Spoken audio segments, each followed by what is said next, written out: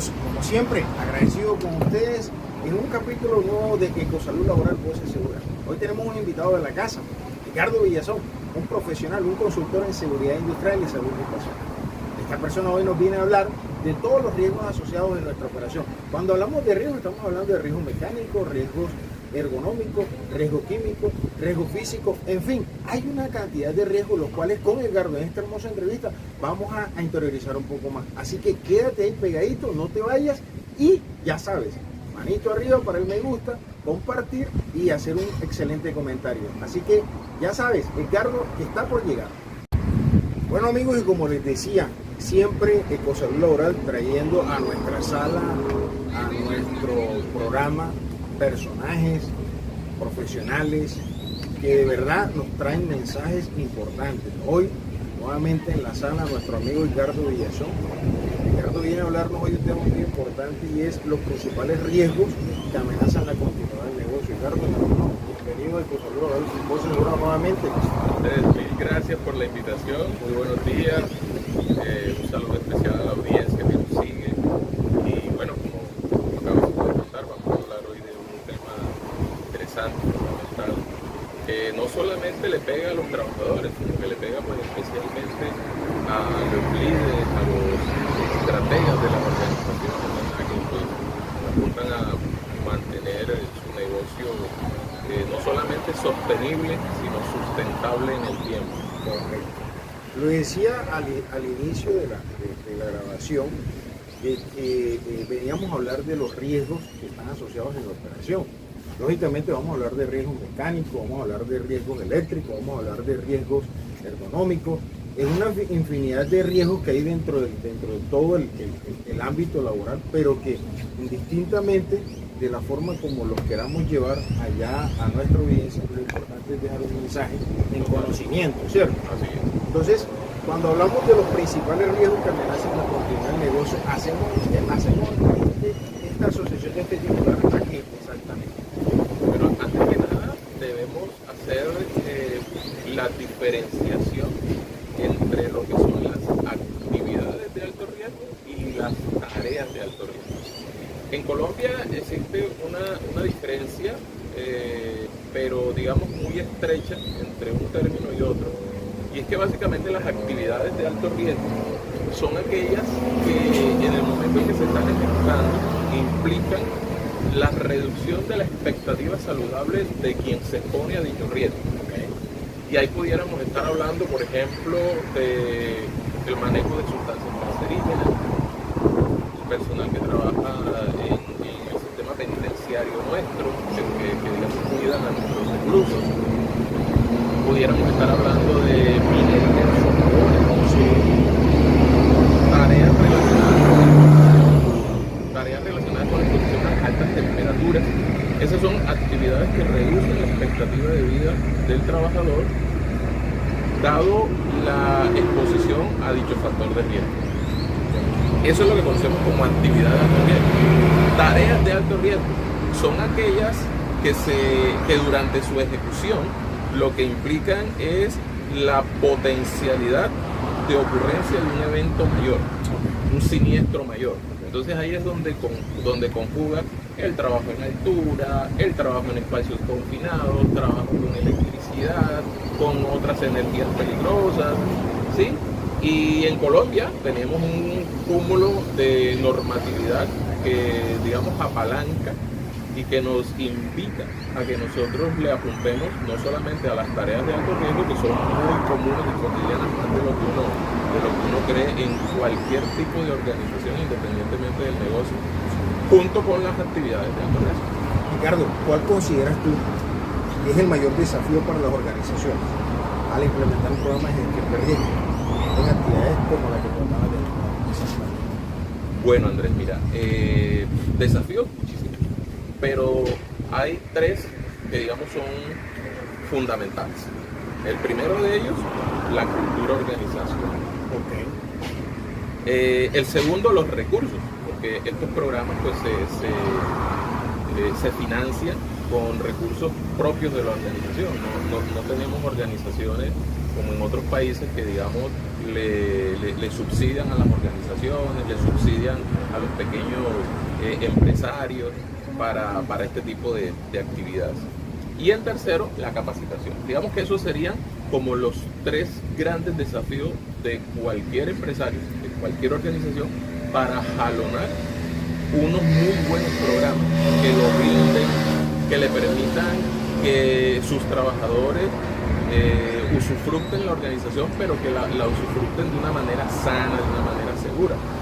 Yo me acuerdo hace algunos años trabajando en una organización de la industria de las grasas y aceites comestibles, de las grasas y aceites culinarios, y alguien que conocí allí, ella me decía, todas las organizaciones tienen una cultura organizacional distinta.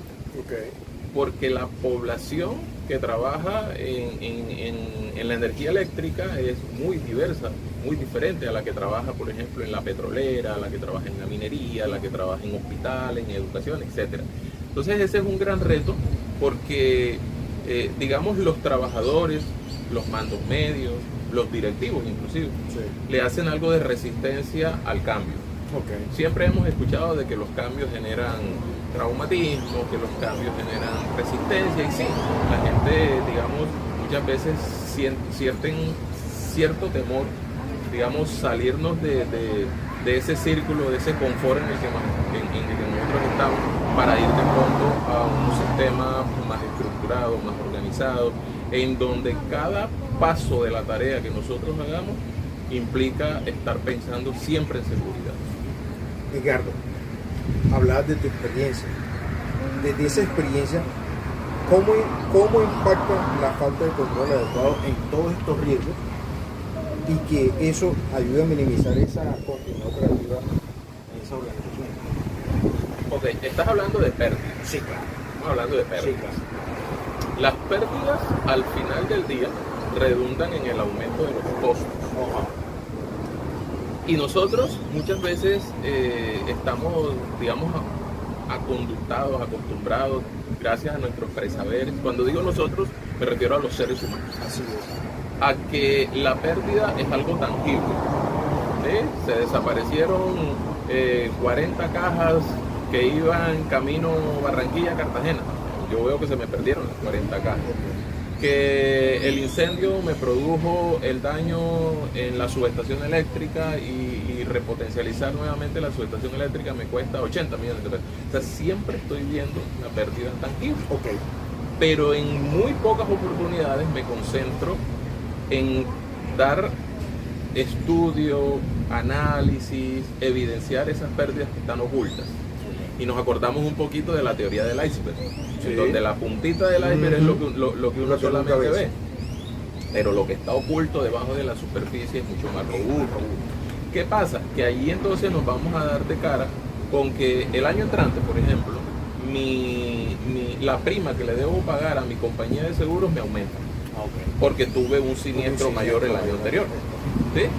Que el trabajador que tuvo una lesión, una fractura expuesta, le hicieron una cirugía, muchos meses incapacitado, ese trabajador tú le debes seguir pagando su salario, sus prestaciones, pero él no está, digamos, desarrollando su actividad laboral dentro de la organización, incluso debes reemplazarlo por otro, y a ese también debes pagarle su salario. Entonces, y eso es un costo negativo que le está marcando a la industria, a la empresa como tal. Por tal forma, se accidentó, no minimizando los controles, no tuviste el análisis de riesgo idóneo y adecuado para que ese trabajador no se accidentara, y eso te está pesando hoy en día. Correcto. Así eso es lo que muchas empresas y muchos empresarios, por llamarlo así, no tienen presente al momento en cuando se sientan con ese tipo de seguridad. O sea, sí. ¿Qué pasa cuando alguien se me accidenta? ¿Qué pasa cuando no hago el análisis de riesgo? ¿Qué pasa cuando yo como gerente no me apropio de mi empresa en conocimiento de esos riesgos que tengo asociados a mi operación? Eso es lo que hoy en día pocos empresarios tienen presente. Sí, tú acabas de dar un puntillazo supremamente actualizado. Sí. Y bueno, digamos que hoy día nosotros lo vemos, pero eso siempre se ha presentado. Resulta de que el empresario, él está preocupado porque sus procesos sean seguros. que sus trabajadores no se accidenten. Y entonces llega y contrata a un especialista, una persona idónea en temas de seguridad y salud en el trabajo.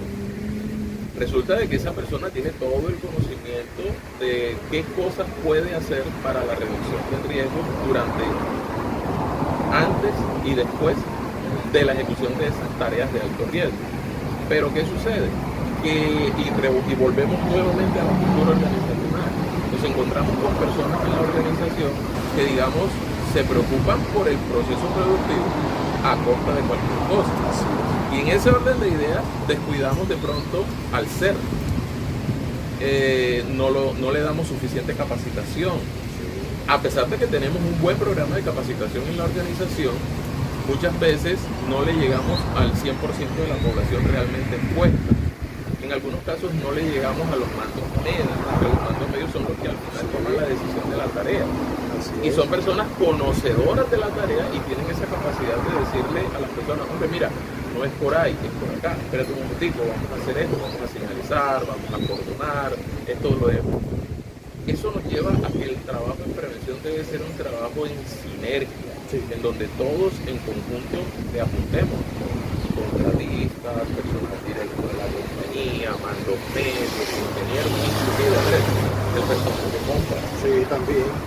El personal de compras, a ese personal de compras nosotros debemos formarlo, debemos de pronto no en una forma muy profunda, pero por lo menos sí que ese personaje de compras tenga claridad de cuáles son los componentes de seguridad que él debe comprar, independientemente de que me cueste 2, 3, 4, 5, 10 pesos, no importa, pero que por lo menos él le diga a su proveedor, mira, yo necesito que esto que tú me vas a vender cumpla con esto, que es lo que realmente yo necesito allá para brindar a mis trabajadores.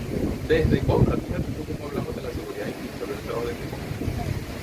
¿Qué buenas prácticas o estrategias recomendarías para garantizar la seguridad en estas actividades operacionales sin comprometer la productividad? Excelente, muy buena pregunta. Yo soy un convencido de que cuando trabajamos en prevención de riesgos, especialmente cuando le apuntamos a la prevención de los riesgos en las áreas de alto riesgo o tareas críticas, como se conoce, debemos pensar en un programa. Total. En muchas organizaciones a las cuales nosotros hemos tenido la oportunidad de ayudar y acompañarlos en este proceso, nos damos de cara de que se realizan actividades, pero actividades aisladas. Sí. Y se deja por fuera muchas cosas que lo que hacen es que deben conectar una actividad con otra. Un gran reto que deben tener las organizaciones, a las que invito a las organizaciones, es cerrar el ciclo. Sí. Porque digamos, ahorita tú hablabas de que se nos presentó un evento. Digamos que el evento es un evento menor. Un cortocircuito. Sí. Entonces, ¿qué hacemos? Revisamos por qué ocurrió y decidimos cambiar entonces un toma corriente. Un toma corriente y listo. Hacemos las pruebas, perfecto, equipotenciado y demás. Y resulta de que el tomacorriente pasan 2, 3, 4, 5 años y nunca le hacemos una revisión, un mantenimiento, una inspección. Entonces dejamos el seguimiento abierto, no cerramos el ciclo. Así es. Si yo le hago seguimiento, voy a tener la oportunidad de anticipadamente decir, bueno, mira, ya este tomacorriente cumplió su vida útil o va a cumplir su vida útil dentro de tanto tiempo. Tengo que programarme nuevamente a hacer el cambio, el mantenimiento, la limpieza, qué sé yo, ¿verdad? Entonces, es importante cerrar el ciclo. ¿Ya? Nosotros hoy día pensamos en la mejora continua, planear, hacer, verificar, optimizar. Y nos quedamos en el planear, en la ejecución, pero no verificamos, no le hacemos seguimiento, no le damos continuidad al programa, sino que hacemos actividades sueltas. Sí. Entonces, es importante cerrar el ciclo completamente, pero, repito, con el concurso del ser humano. Perfecto. Hablando de eso, ¿qué rol considera que tiene la formación de concientización de los trabajadores en la prevención de incidentes asociados a ellos? Bueno, la capacitación debe ir de la mano con el entrenamiento. Sí.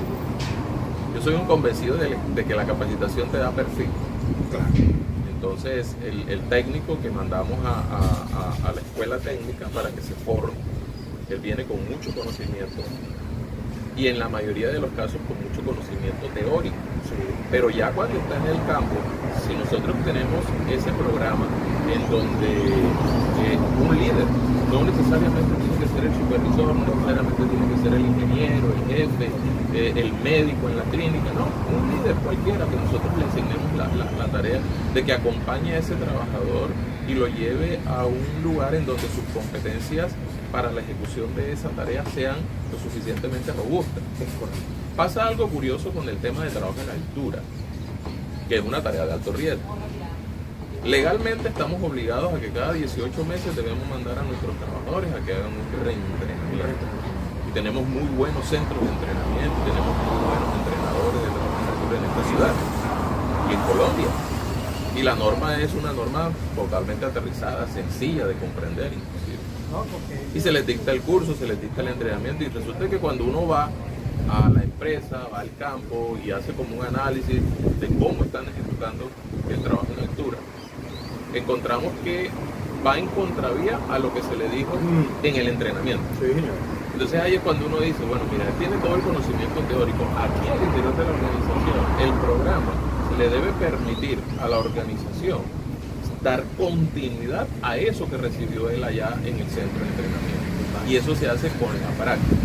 Entonces, es sencillamente estar como en ese ciclo recurrente, permanentemente darnos cuenta por qué no usa el arnés, cómo debería usar mejor el arnés y hacerle el acompañamiento, ¿verdad? Donde póntelo así, cambia, independientemente que eso nos quite 5 o 10 minutitos al inicio de la ejecución de la tarea.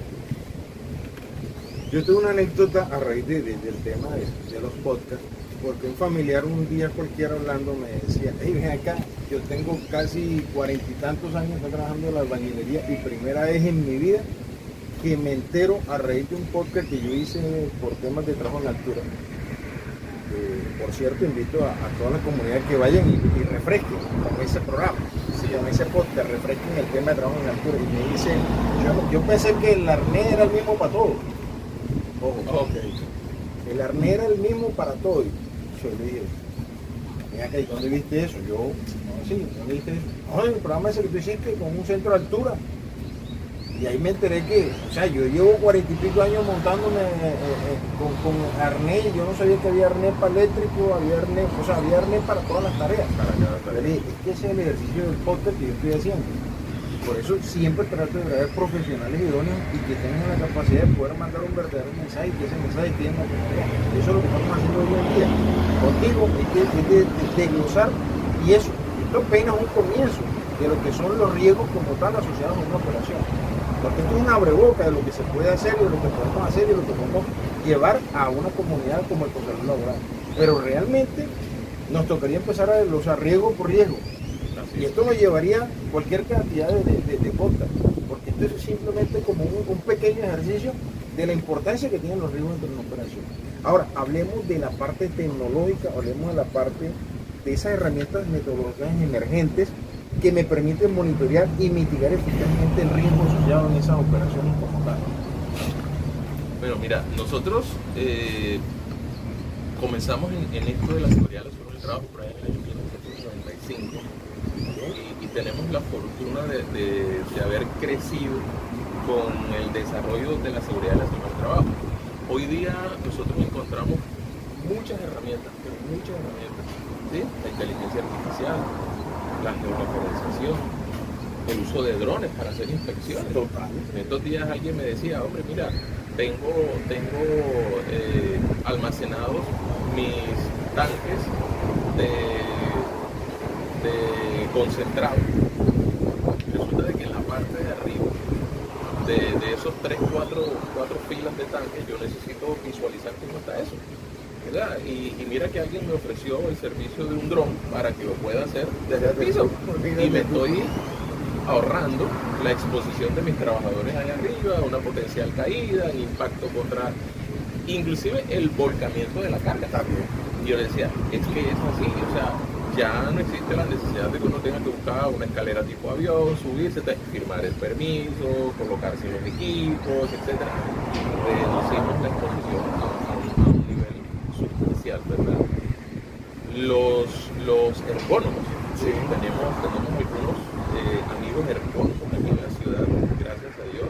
No son muchos, hay unos 3 o 4 ergónomos que tenemos aquí en la ciudad, incluso en la región Caribe, que por cierto andan muy ocupados, pero ellos han sido pioneros en esto de los instrumentos, de las herramientas exoesqueléticas, que no solamente anteriormente solamente se utilizaban para las personas que tenían una condición de discapacidad por naturaleza, por haber nacido. Hoy día esos exoesqueletos inclusive se utilizan para personas que no tienen ningún tipo de limitación, pero que deben hacer algún tipo de movimiento muy preciso para que el robot allá al interior del proceso productivo ejecute con esa precisión lo que estamos buscando, ¿verdad?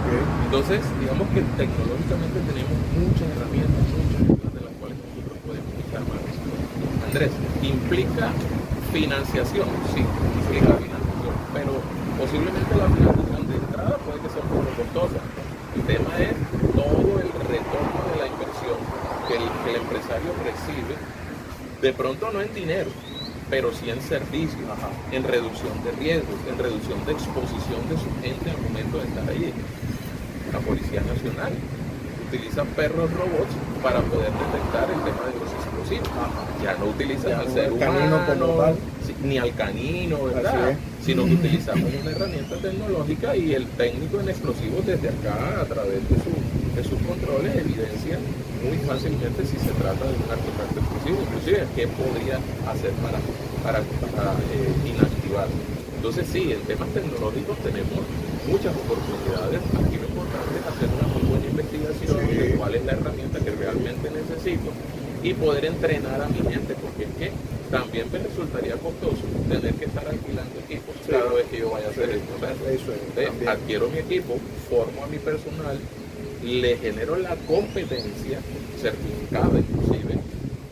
En el SENA tenemos la oportunidad de que los trabajadores, todos los colombianos, nos podemos certificar de acuerdo a las competencias que nosotros tenemos, y el SENA nos hace un proceso evaluativo, nos da una certificación por 3 años, con eso el trabajador demuestra que puede realizar la tarea, independientemente que haya ido o no a capacitación, pero como tiene la habilidad, el SENA le certifica que él tiene esa competencia, porque son muchas cosas que podemos hacer en Colombia realmente, Andrés, para ese logro. Realmente, Edgardo, podríamos seguir hablando y podríamos seguir contándole mucho a nuestra comunidad, pero el tiempo en Ecosalud Laboral es medido de acuerdo a nuestra producción y al formato que tenemos. Pero yo sé que hoy abrimos empezamos a escribir un libro para poder seguir llevándolo a nuestra comunidad, esos mensajes importantes en cuanto al tema de riesgo. Quedaría abierto para una próxima entrevista, donde sigamos hablando de 2 o 3 riesgos específicos, donde podamos nosotros llevar un mensaje muy puntual, teniendo en cuenta ese riesgo del que vamos a hablar, cuáles son las afectaciones que se pueden generar cuando ese riesgo se activa en contra de la misma, del mismo humano como tal. Ricardo, un mensaje adicional a nuestra comunidad de Ecosalud Laboral Posesivo. Amigos, pues antes que nada agradecer el espacio que nos permiten, no solamente a mí, estoy hablando por todos los especialistas, profesionales en el ramo de la seguridad y la salud en el trabajo. Les invitamos a que continúen siguiéndonos, a que continúen todos los lunes aquí, ¿verdad? Participando de este proceso, y de igual manera invito a muchos colegas a que aquí con Andrés puedan sentarse en esta mesa, compartir un café, contarnos de sus experiencias, que básicamente pues lo que nos permite es ayudar a salvar vidas. Básicamente eso es lo que nosotros buscamos aquí en Ecosalud, Voces Seguras, que podamos seguir contribuyendo a salvar vidas. Edgardo, hermano, agradecido como siempre, porque yo sé que tú estás ahí atento a todo lo que nosotros estamos haciendo en Ecosalud Laboral Voces Seguras. Claro. Y algo muy importante, y es que a todos los que nos siguen en Ecosalud Laboral Voces Seguras, siguen ahí conectados todos los lunes a las 6 de la tarde.